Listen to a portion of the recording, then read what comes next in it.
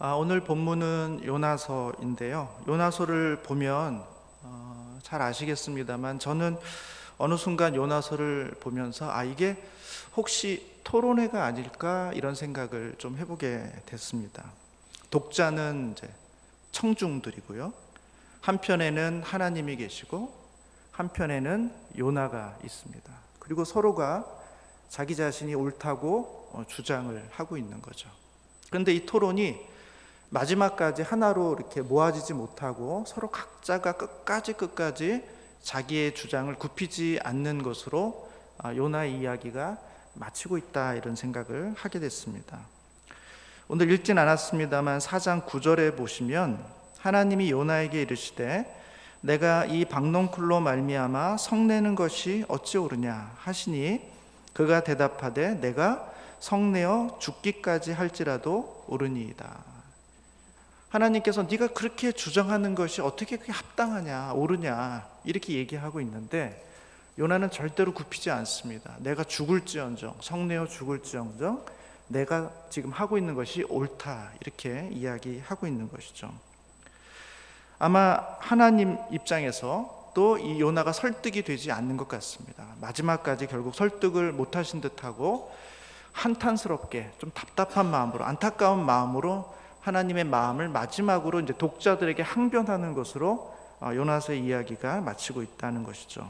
여호와께서 이르시되 내가 수고도 아니하였고 재배도 아니하였고 하룻밤에 났다가 하룻밤에 말라버린 이 박농쿨을 아꼈거늘 하물며 이 큰 성읍 니느웨에는 좌우를 분별하지 못하는 자가 12만여 명이요 가축도 많이 있나니 내가 어찌 아끼지 아니하겠느냐 하면서 설득되지 않는 이 요나를 보면서 안타까운 마음으로 마지막 하나님의 말씀을 주고 있는 것으로 요나서는 마무리가 되고 있다는 것이죠. 그렇다면 과연 이 요나서 안에 있는 요나의 논리와 요나서 안에 있는 하나님의 논리는 어떤 차이가 있을까? 제가 볼 때 요나의 논리는 간단하게 하나로 정리한다면 그는 죽이는 논리를 갖고 있었다라고 볼 수 있습니다. 요나는 처음부터 그가 선지자임에도 불구하고 하나님의 말씀에 불순종하는 것으로부터 시작합니다. 선지자라는 것은 하나님의 말씀을 대언하기 위해서 하나님이 세우신 사람임에도 불구하고 이 선지자는 정말 겁도 없이 노골적으로 의도적으로 하나님의 말씀에 불순종하고 있습니다. 요나가 왜 선지자로서 이와 같이 상식 밖의 일들을 하게 됐을까요? 그 이유는 분명해 보입니다. 니느웨가 용서받게 되는 것을 요나는 원하지 않았다는 것입니다. 니느웨는 용서받을 수 없는 민족이라고 생각한 것입니다. 니느웨의 죄가 컸고 위협적이었고 악했기 때문에 니느웨는 반드시 심판을 받아야 한다는 것이 요나의 생각이고 확신이었던 것 같습니다. 얼마나 그 확신이 컸냐 하면 요나는 그 확신을 이루기 위해서 자기의 목숨을 걸 정도로 그는 확고했습니다. 이미 하나님의 품을 떠나서 반대 방향으로 갈 때 아마 그는 생명을 각오했을 거예요. 하나님이 나를 치실 수도 있겠구나. 실제로 하나님은 그의 생명에 위협의 사인들을 여러 번 보내줬습니다. 그가 타고 가고 있던 배가 풍랑에 위험에 빠져 있었던 이유도 요나가 하나님께 불순종했다라는 이유 때문이라는 것을 명확히 알고 있었어요. 그럼에도 불구하고 요나는 자기의 뜻을 굽히지 않습니다. 1장 12절에 보면 이렇게 기록되어 있습니다. 그 배에 있는 선원들에게 요나가 이렇게 말합니다. 그가 대답하되 나를 들어서 바다에 던지라. 그리하면 바다가 너희를 위하여 잔잔하리라. 너희가 이 큰 폭풍을 만난 것이 나 때문인 줄을 내가 아노라. 요나는 정확히 알고 있었습니다. 지금 이 상황이 하나님이 나를 징계하시고 하나님이 나를 위협하시는, 그래서 내가 여기서 계속 버티면 나는 죽을 수밖에 없고 나 때문에 다른 사람도 죽을 수 있다는 사실을 요나는 분명히 알고 있었어요. 그럼에도 불구하고 요나는 뜻을 굽히지 않습니다. 오히려 이렇게 말해요. 나를 바다에 던지라. 나를 죽이라. 나는 죽어도 내 뜻을 굽힐 수 없고 이 확신을 굽힐 수가 없다라는 것입니다. 그게 바로 요나의 논리였던 것이죠. 요나의 논리는 한마디로 죄에 있는 자는 심판을 받아서 죽는 것이 마땅하다는 것입니다. 그리고 그것을 성취하기 위해서는 요나는 순수히 자기의 생명을 온전히 바칠 수도 있다라고 볼 수 있다는 것입니다. 잘못한 사람을 향해서 내가 너를 심판할 수만 있다면, 아니 네가 심판을 받게 할 수만 있다면 나는 내가 죽어도 좋아 라고 지금 요나는 말하고 있는 것입니다. 속된 말로 너 죽고 나 죽자는 것입니다. 너를 심판할 수만 있다면, 너를 심판해서 그 정당한 대가를 받게 할 수만 있다면 나에게 어떤 피해가 와도 나는 괜찮다는 것이죠. 이게 바로 요나의 논리라는 것입니다. 반면에 요나서에서 보여주고 있는 하나님의 논리는 한마디로 살리는 논리라는 것입니다. 하나님은 니느웨의 죄를 지적할 때에도 사실은 그 죄가 너무 크고 많고 그래서 하나님의 진노와 심판이 이를 수밖에 없다는 사실이 분명함에도 불구하고 하나님은 그것을 지적할 때 정말로 그를 심판하기 위해서라기보다는 오히려 그에게 마지막으로 다시 한번 돌이킬 수 있는 기회를 주기 위해서 죄를 지적하고 있다는 것입니다. 요나도 이 사실을 알았죠. 요나서 4장 2절에 보면 요나가 이렇게 고백하지 않습니까? 여호와께 기도하여 이르되 여호와여 내가 고국에 있을 때 이러하겠다고 말씀하지 아니하였나이까? 그러므로 내가 빨리 다시스로 도망하였사오니 주께서는 은혜로우시며 자비로우시며 노하기를 더디하시며 인애가 크시사 뜻을 돌이켜 재앙을 내리지 아니하시는 하나님인 줄을 내가 알았습니다. 요나는 알고 있었어요. 하나님이 이 니느웨의 죄를 지적하라고 하는 그 의도 자체가 정말 심판을 위해서라기보다는 다시 한번 이 죄인들을 회복해 하고 돌이키게 해서 생명의 길로 나오게 하시려는 하나님의 의도가 있다는 사실을 요나는 알고 있었던 것입니다. 그것이 바로 하나님의 논리예요. 어떤 죄가 있느냐, 얼마나 큰 죄가 있느냐, 얼마나 많은 죄가 있느냐, 그 죄로 말미암아 심판받는 것이 마땅하지만 하나님은 할 수만 있다면 다시 한번 기회를 줘서 이 죄인이 돌아오게 되기를 간절히 원하는 것이 바로 하나님의 논리라는 것이죠. 하나님은 니느웨에게 대해서만 그렇게 하셨던 것은 아닙니다. 우리가 본문에서 알 수 있듯이 하나님은 요나에게 대해서도 동일한 원리로 대하고 있다는 것입니다. 여러분, 하나님의 말씀을 전하도록 세운 선지자가 노골적으로 하나님께 불순종하면 당연히 하나님은 그 선지자를 징계하시고 처벌하시고 심지어는 심판하실 수 있죠. 그리고 다른 사람을 세워서 그 일을 하실 수 있는 분입니다. 그럼에도 불구하고 하나님은 요나를 죽이지 않으신다는 거예요.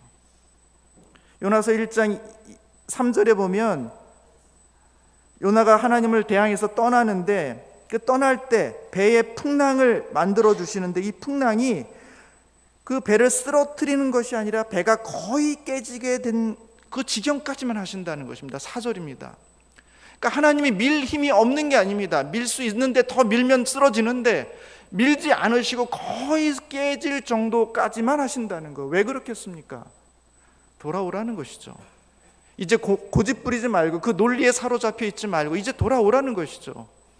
하나님은 어떻게든지 요나를 죽이기를 원치 않으세요. 살려 쓰시기를 원하신다는 것입니다. 심지어 그가 고집을 꺾지 않고 바다에 던져졌을 때 하나님 큰 물고기를 준비하셔서 그를 가두시지만 결코 그를 죽이지 않습니다. 다시 살려내시죠. 그리고 하나님의 일들을 감당하도록 하신다는 것입니다. 여러분, 요나서뿐이겠습니까? 성경 전체를 통해서 볼 때 하나님은 어떤 하나님이십니까? 하나님은 어떻게 해서든지 자기 백성을, 죄인들을 돌아올 수 있도록, 살려낼 수 있도록 길을 만들어 주시고 다시 한번 기회를 주시고 다시 한번 기회를 주시는 그런 하나님이라는 사실을 우리는 반복적으로 확인하게 된다는 것이죠. 아마 결혼해서 아이를 키워보신 분들은 압니다. 아이가 어릴 적에 부모님 말씀 잘 안 듣죠. 그럼 바로 징계하면 아이가 놀라니까 사인을 줘야 됩니다. 아버지가 셋을 셀 동안 보고 한 멈춰야 된다, 하지 말아야 된다 이렇게 얘기하죠. 아이들이 잘 통제 안 받습니다. 그럼 아버지가 얘기죠. 하나 이렇게 얘기합니다. 이제 임박한 심판의 때가 다가오는 것이죠. 아이가 움찔하는 것 같지만 통제되지 않습니다. 그때 아버지가 어떻게 하니까 둘 이렇게 하는 것입니다. 이제 하나만 더 세면 심판이 임할 수밖에 없는 거예요. 이때 이 둘을 세고 나서도 이 아이가 정신을 못 차리고 계속해서 엉뚱한 짓을 하고 있을 때 아버지는 어떻게 합니까? 셋이라고 말하지 않습니다. 둘의 반 이렇게 하는 것이죠. 둘의 반의 반 이렇게 하는 것입니다. 그 의도가 무엇입니까? 심판하시겠다는 의도가 아니에요. 살려내시겠다는 것입니다. 고치겠다는 것입니다. 옳게 쓰시기를 원하신다는 거예요. 그것이 바로 하나님의 방식이라는 것입니다. 그런 논리가 이 성경 전체에 온전히 가득하다는 것이죠. 심지어 우리가 잘 알듯이 하나님은 이 죄인들을 살릴 수만 있다면 내 아들 독생자 예수 그리스도를 죽여서라도 나는 너에게 살 수 있는 길을 만들어주길 원한다. 그게 바로 하나님의 마음 아닙니까? 하나님은 어떻게든지 살려내시기를 원하신다는 거예요. 그 죄가 크든 많든 얼마나 오래됐든 상관없이 하나님은 누구든지 하나님은 살려내실 길을 만들기 위해서 애쓰시는 하나님이다라는 것이죠. 이게 바로 하나님의 논리라는 것입니다. 저는 요나서를 보면서 이 대립되는 두 논리를 보면서 그런 생각들을 해보게 됩니다. 과연 우리는 어떤 시대를 살고 있는가? 이 세상을 지배하고 있는 논리는 무엇인가라는 것입니다. 여러 가지 복잡한 말을 할 수도 있겠습니다만 우리가 흔하게 얘기할 수 있는 이 시대를 대표할 수 있는 단어 하나로 설명할 수 있을 듯합니다. 적자 생존이라는 표현입니다. 진화론적인 언어이지만 이 시대를 반영하는 아주 가장 적절한 표현일지 모르겠습니다. 환경과 조건에 적합한 자만 살아 남게 되는 세상이라는 것입니다. 경쟁에서 살아남지 못한 자들은 이 시대의 환경에 부적절한 자라는 것을 말하고 있는 거예요. 단순히 진 사람이 아닙니다. 2등이나 3등이나 4등이나 5등, 10등이 아니에요. 그 경쟁에서 이기지 못한 사람은 부적합한 사람이라는 거예요. 그건 부당한 사람이고 필요 없는 사람이고 그 사람은 잉여라는 것입니다. 그것이 바로 오늘날 이 시대, 이 세상이 우리들에 가는데 계속해서 압박을 주고 있는 가치관이라는 것입니다. 경쟁에서 밀리는 순간 존재를 부정당하는 시대 속에서 우리는 자신의 존재를 정당화하고 자신의 존재를 확보하기 위해서 그 경쟁에 우리의 전 생애를 다 걸 수밖에 없는 그런 시대를 살고 있다는 것입니다. 이기기 위해서라면, 아니 자기의 존재가 부정당하지 않기 위해서라면 우리는 무엇이든지 용납할 수 있고 무엇이든지 해야만 되는 그런 시대를 우리는 살고 있다라는 것이죠. 저는 저희 집이 부천에 있습니다. 제가 섬기는 교회도 부천에 있고요. 중동교회인데 가까운 역이 이제 송내역입니다. 송내역. 그래서 저는 이제 출근할 때 송내역으로 가서 지하철을 타고 이제 저희가 있는 곳으로 가는데 그 송내역에는 급행 라인이 있고 완행 라인이 있습니다. 모든 역을 다 정차하는 라인이 있고 한 두세 정거장씩 건너뛰는 라인이 있어요. 출근길에 가보면 사람들이 절대로 이 완행 쪽에는 거의 사람이 없습니다. 다 이 급행 라인에 사람들이 서 있어요. 저도 출근하기 위해서 어느 날 송내역에 도착해서 열차가 오고 있다는 그 신호를 보고는 저도 급하게 막 내려갔습니다. 계단을 내려가는데 이미 이 라인 쪽에 사람들이 꽉 찼어요. 제가 볼 때 그 열차의 문 앞마다 거의 15명 내지는 20명 정도가 이렇게 쫙 서 있는 것 같아요. 그래서 제가 이걸 타야 될까 말아야 될까 좀 고민하게 됐습니다. 내려가고 있는데 열차가 막 들어왔습니다. 근데 깜짝 놀란 것은 이 열차에 이미 인천에서 출발해서 온 열차인데 이미 사람이 꽉 찼어요. 제가 볼 때 더 이상 탈 수 없을 것 같아요. 그리고 그런 열차가 들어오는데 사람들은 거기에 수많은 사람들이 각 문마다 15명씩 쫙 서서 그 문이 열리기를 다 기다리고 있는 거예요. 저는 포기했습니다. 타지 말아야 되겠다. 다음 차 타야 되겠다. 그래서 기다리면서 천천히 그들이 어떻게 타는가를 봤습니다. 문이 열리는 순간 사람들의 표정이 거의 동일했습니다. 문을 향해서 몸을 이렇게 합니다. 그리고 팔을 뒤로 제낀 다음에 문이 열리는 순간 쑥 밀고 들어가야 돼요. 놀라운 것은 다 탄다는 것입니다. 다 탄다는 거예요. 저는 그때 깨달은 게 있어요. 우리가 섬기는 성도들, 우리가 교회에서 보는 이 성도들은 매일매일 출근하면서 전쟁을 치르는구나. 출근하는 것이 이미 경쟁이고, 이 경쟁에서 밀리면 나는 지각하는 것이고 나쁜 점수를 받을 것이고 사람들에게 안 좋은 평가를 받을 것이다 하는 그 의식 속에서 절대로 이 급행 열차를 놓치면 안 된다. 체면도 교양도 없어요. 타는 것이 전부입니다. 그리고 전체가 다 그 열차 안으로 들어가게 된다는 것이죠. 이미 우리는 그런 시대를 살고 있어요. 그냥 삶의 작은 것 하나하나가 다 경쟁이고 싸움이고 그 안에서 뒤로 밀리지 않기 위해서 온몸을 던져야만 되는 그런 시대 속에서 우리는 살고 있다는 것이죠.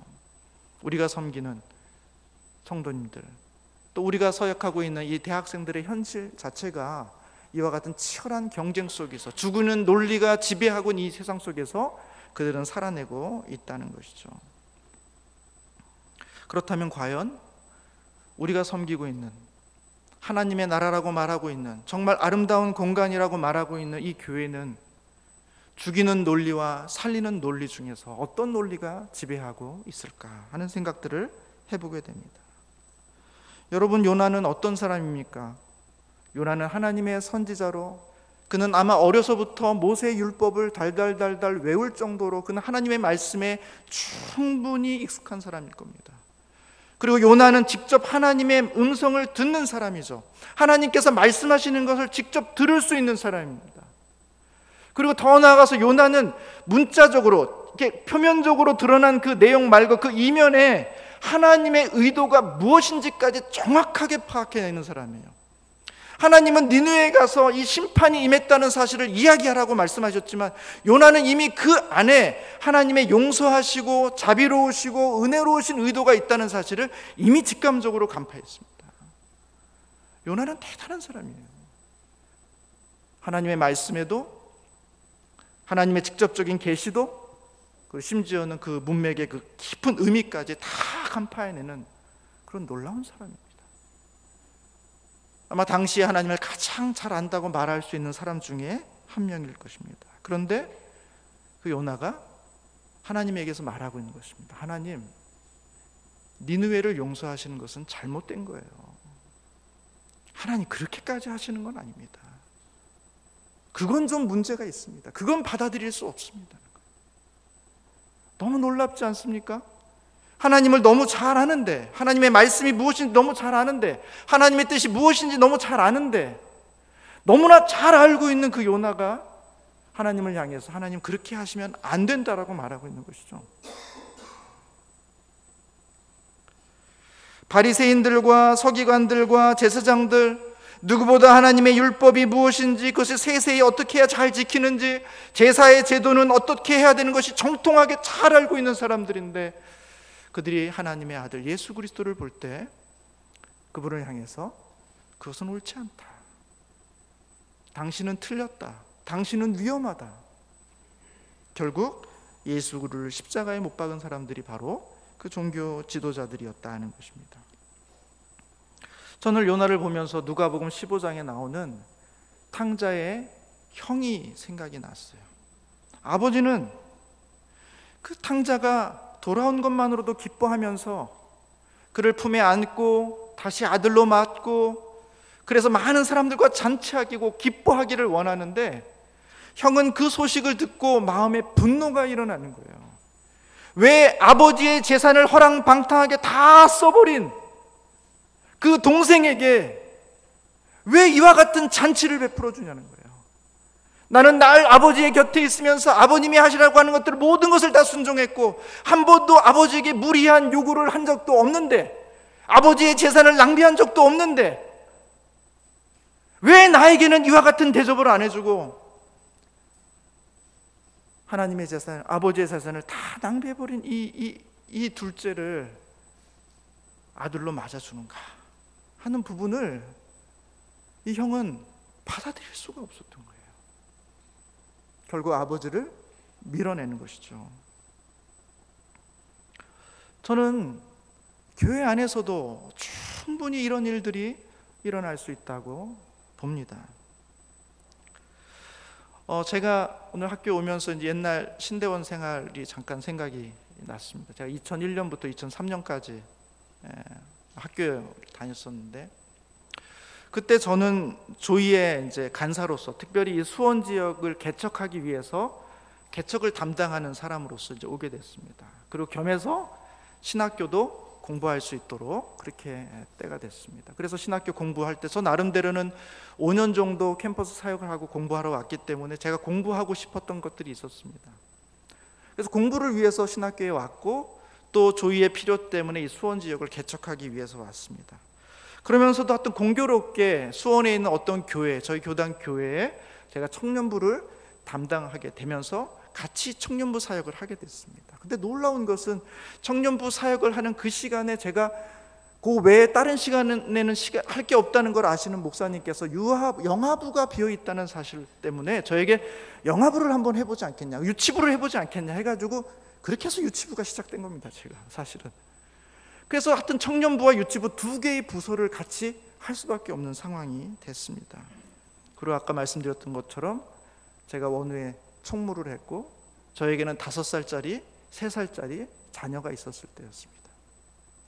일주일의 시간들이 너무너무 빡빡하고 너무 많은 일이 있었고 너무 많은 것들을 해야만 되는 그런 상황이었어요. 그때 저와 같이 동력했던, 그래서 이 수원 지역에 파견 신학생, 저희 간사들 중에 신학을 공부하신 분도 있고 그렇지 않은 분들도 있었는데 한 3분이서 같이 팀으로 사역을 하게 됐습니다. 제가 지부 대표로서 간사님들이 인솔해가지고 사역을 해야 되는데 제 마음속에 분노가 일어나기 시작했어요. 나는 이렇게 너무 분주하고 바쁘게 살아가고 있는데 간사들이 모이고자 하는 그 시간에 딱 모이질 않는 거예요. 보니까 그냥 공부만 하고 있고 사역도 안 하고 있고 가정도 없는데, 어떤 친구는 그냥 파트타임이라고 그냥 올 수 있는데 모임에 제때 나타나질 않는 거예요. 그리고 어떨 때는 모임 시간이 다 돼서 연락이 와요. 오늘 일이 있어서 못 가겠다고. 제가 한두 번은 보시기에도 후덕한 사람처럼 보이기 때문에 다 받아줍니다. 그럴 수 있죠. 상황이 일어날 수 있습니다. 그러나 그런 것들이 계속해서 몇 번 반복될 때 나는 너무나 바쁘게 분주하게 많은 일들을 하면서 이 모임을 하고 있는데 함께 일하는 동료 간사들이 거기에 이렇게 따라오지 못하는 모습을 볼 때 마음속에 분노가 일어나기 시작했어요. 그리고 분노는 계속해서 쌓여갔습니다. 그래서 어느 순간 제 마음속에 내가 이 간사들을 심판해야 되겠다. 나를 우습게 여기고 나를 능욕하고 있구나 생각이 들어서 나를 잡았어요. 그리고 그날 그 모임을 할 때 제가 정말 이들의 그 과거의 그런 사건들을 쭉 다 읊어가면서 아주 강하게 책망을 해야 되겠다는 생각을 하게 됐습니다. 저로서는 그 쉬운 일이 아니었어요. 그날 당일이 됐습니다. 제 마음은 흥분했습니다. 어떻게 혼낼 것인가, 어떻게 변명하지 못하도록 할 것인가. 오전에 수업을 듣고 지금처럼 이렇게 채플을 드릴 때였습니다. 제 마음은 똑같았어요. 무슨 설교를 했는지 채플이 어떻게 지나갔는지 모르겠습니다. 어떻게 하면 이 친구들을 변명의 여지가 없이 완전히 다시 살아나지 못하도록 그렇게 할 것인가 하는 것이 제 마음속에 있는 내용이었어요. 예배 다 끝나고 지금도 마찬가지겠습니다. 식사 전에 기도하는 시간이 있습니다. 저는 기도했습니다. 하나님, 저에게 지혜를 주십시오. 저에게 이 영혼들을 오늘 정말 자기를 직면하면서 정말 깨닫게 해주시고 정말 돌이키게 해주시고 완전히 묵사발이 되게 해달라고 제 마음속에 정말 가득했어요. 그렇게 기도하는데 어느 순간 제 마음속에 아주 조용하게 하나님이 말씀하시는 것 같은 그런 음성을 듣게 돼요. 그것은 뭐냐 하면, 이런 거 기도하시다가 들을 때는 안 들으시는 게 좋습니다. 나에게 좋을 게 별로 없어요. 제가 그렇게 약속을 지키지 않는 동력자들을 보면서 분노하고 화내는 저를 향해서 우리 주님이 그렇게 말씀하시는 것 같았어요. 제가 중학교 2학년 때부터 교회를 다니기 시작했는데 너는 그동안 나에게 수많은 약속들을 했는데 그 약속을 다 지켰냐? 꼭 물어보시는 것 같더라고요. 제 마음속에 갑자기 멍한 마음이 들었어요. 얼마나 많은 약속들을 했습니까?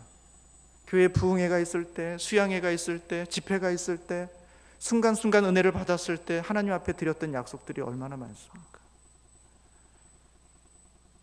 그 모든 약속들을 나는 성실하게 잘 지켰는가? 그런 생각이 들면서 하나님께서 나를 용납하시는 것은 내가 약속을 잘 지켰기 때문에 나를 용납하신 게 아니라 약속을 지키지 않는 많은 연약함 중에도 하나님의 오래 참으심과 인내와 사랑과 기다림으로 나를 용납해 주셨구나 라는 사실을 제가 깨닫게 됐어요. 모르는 이야기가 아니죠. 그러나 저희 간사들에게 책망을 쏟아놓기 위해서 마음을 아주 단단히 벼르고 있는 저에게는 그 말씀이 저에게 너무 큰 찔림이 됐고 아픔이 됐습니다. 저는 그 이후로 참 한참 동안을 그 자리에서 이렇게 울었던 기억이 납니다. 그리고 그냥 평소처럼 아무 욕도 못하고 아무 책망도 못하고 저희 간사들 모임을 마쳤던 기억이 납니다. 어느덧 내가 사역자로서, 성도로서 무엇을 죽도록 하고 있다는 생각이 들 때 죽도록 하지 않는 사람들을 보면서 마음속에 분노가 일어나게 돼요. 내가 무엇인가를 아주 성실히 하고 있다는 생각이 들 때, 정말 나는 힘에 지나도록 그 일을 하고 있다는 그런 자기의 그런 의의가 가득한 순간, 불성실하고 성실하지 못한 사람들을 볼 때 우리 안에 분노가 일어나야 돼. 저들은 심판받아야 된다. 저 일에 대한 책임을 져야 된다. 우리가 무엇인가를 정확히 아주 확실하게 명백히 알고 있다는 확신이 강하게 들 때 오히려 그렇지 못한 사람들을 향해서 정죄하고 판단하는 마음들이 올라오게 되더라는 것입니다. 사랑하는 우리 동역자 여러분, 하나님의 논리는 뭡니까? 죽이는 논리가 아니라 살리는 논리라는 것. 어떻게든지 살리고자 하는 논리죠. 제가 책을 보다가 어느 고전의 한 부분에 이런 말이 있어서 참 감명 깊게 이렇게 봤습니다. 어떤 거냐 하면 무감어수 감어인이라는 그런 표현이었습니다.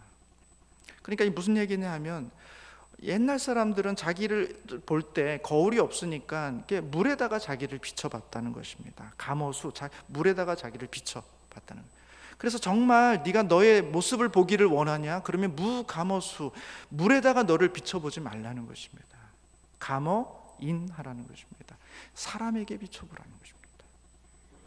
저는 그 이야기가 굉장히 깊게 다가왔어요. 내가 정말 어떤 사람이냐, 내가 정말 어떤 전도사고 어떤 목회자고 어떤 성도인가, 그것은 내 입술에 얼마나 기쁨이 있고 내 입에 얼마나 많은 감사가 있고 간증이 있느냐로 증명될 것이 아니라 내 주변에 있는 사람들이 나로 인해서 얼마나 많이 살아나고 있느냐 하는 거예요. 내 자신의 얼굴을 물에다 비춰보지 말고 내 주변에 있는 사람들에게 내 모습을 보라는 것입니다. 나 때문에 누군가 죽어가고 있고 고통스러워하고 있고 괴로워하고 있다면 내가 아무리 의롭고 아무리 잘하고 아무리 열심히 한다고 한들 그것이 죽이는 논리와 무엇이 다르냐는 것입니다. 요나의 논리와 무엇이 다르냐는 것입니다.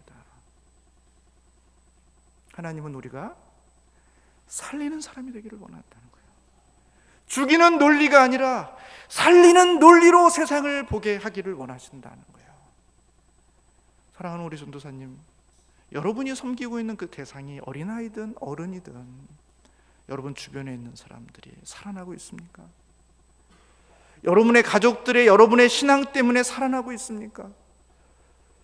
여러분의 동료들이, 여러분의 룸메이트들이 여러분의 신앙 때문에 살아나고 있습니까? 아니면 여러분 때문에 시들시들해져 가고 있습니까?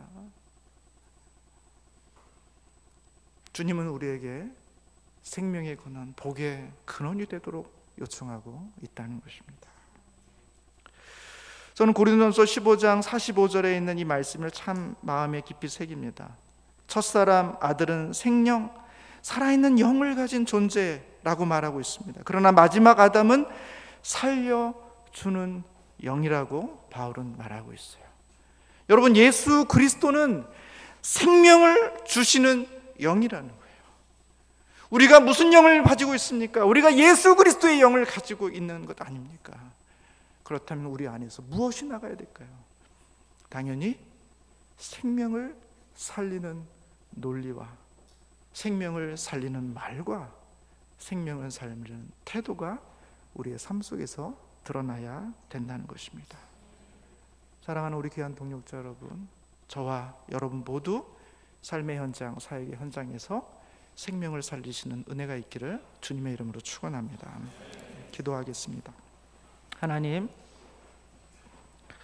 세상은 죽이는 논리로 운영되고 있는 것 같지만 우리는 살려주시는 영 되시는 예수 그리스도를 우리의 삶에 받아들였사오니 그 영이 능력으로 우리의 삶 가운데 나타나게 하셔서 우리 주변의 많은 사람들을 살려내는 하나님의 귀한 일꾼들이 되게 하여 주시옵소서. 이 세상을 살려내는 그런 합동신학교가 될 수 있도록 은혜를 베풀어 주시옵소서. 주님을 부탁하오며 예수님의 이름으로 기도합니다. 아멘.